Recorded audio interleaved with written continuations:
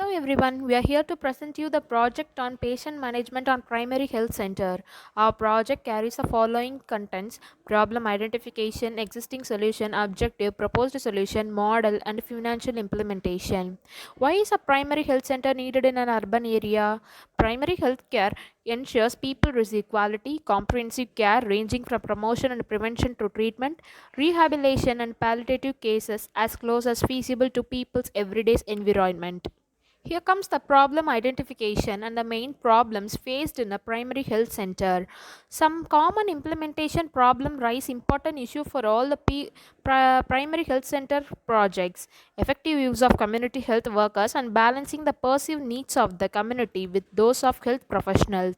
So here are the solution for these problems. So what is the existing solution? Our project is about the glucose sensor which brings the solution for the present difficulties in the primary health center.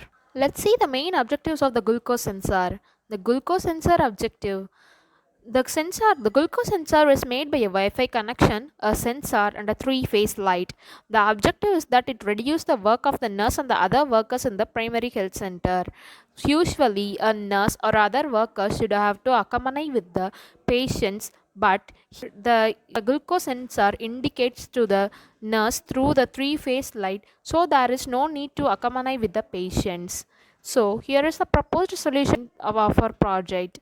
The main objective of the glucose sensor is that it indicates the reduction of the glucose liquid from the bottle, which is inserted to the patient. Probably, the person should indicate the nurse before the end of the glucose from the liquid bottle.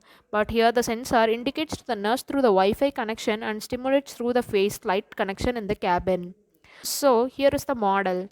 The first model explains the picture indicates that the whole model of the glucose strip monitoring device. The second picture indicates that this is the Wi-Fi sensor which indicates the connection with the glucose. This pilot light is used for the indication. Financial implementation.